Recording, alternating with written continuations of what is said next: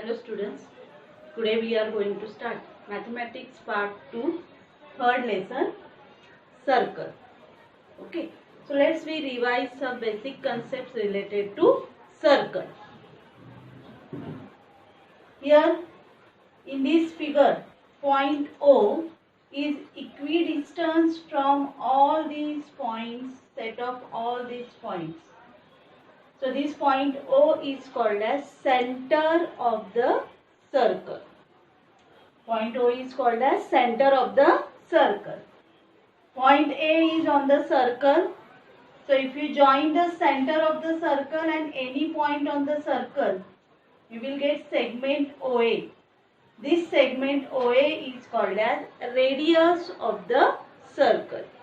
And circle has infinite radii. And all the radii of the same circle are always congruent.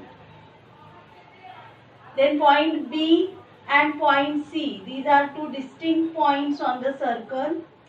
If you join these 2 points, we will get segment BC. This segment BC is called as chord of the circle. So circle has infinite number of chords. P and Q, these 2 are also 2 distinct points on the circle, and this segment PQ is also chord of the circle. The segment joining any 2 points on the circle is called as chord of the circle. But this chord passes through center of the circle. So this chord is called as diameter of the circle. And diameter is the longest chord of the circle. Remember this statement. Diameter is the longest chord of the circle.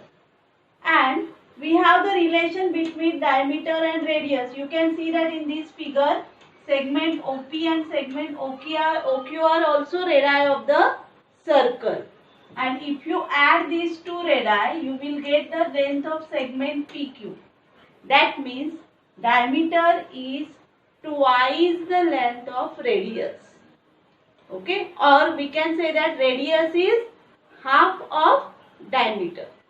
So suppose the radius of the circle is 3 centimeter and question is find the longest chord of the circle. Maybe it will come for 1 mark. Find the longest chord of the circle. So if radius is 3 centimeter, we know that diameter is the longest chord of the circle, and if radius is 3 centimeter, diameter is 6 centimeter. So the length of longest chord of the circle is 6 centimeter. So these are the basic concepts related to circle. Then we studied some types of circle in 9th standard also. So let us revise that. First is congruent circles. So you can see here there are 2 circles. If you measure the radius of these 2 circles, the radius of both the circles is equal. So when 2 circles have equal radius, that circles are called as congruent circles. Followed? Then next type of circle is concentric circles. So you can see that there are 2 circles in this figure, but the center of these 2 circles is common. So when 2 or more than 2 circles, you can draw some more circles also taking the same center. So when 2 or more than 2 circles have common center, then these circles are called as concentric circles. Now in this figure again there are 2 circles. And here there are 2 points. These 2 points lies on both the circles. For example, suppose this is point A and this one is point B. So point A and B lies on this first circle. Point A and B lies on this another circle also. So these 2 circles have 2 points common. So when 2 circles have 2 points common, they are called as intersecting circles. So these definitions we have already studied in 9th standard, but is required in this circle. And student, this third lesson circle is very important. It has highest weightage. Now here you can see there are three figures. This one is first, second, third. And in all these three figures, you can see there is one circle and one line. In all these figures, there is one circle and one line. So just observe this figure. You can see some difference between all these three figures. Can you guess that difference? What is the difference between these three figures? Yes, correct. In first figure, there is one circle with center A and this is line L. So there is no any point common between this circle and this line. So maybe this circle and this line are from the different plane. Now in second figure, circle with center B and this line M.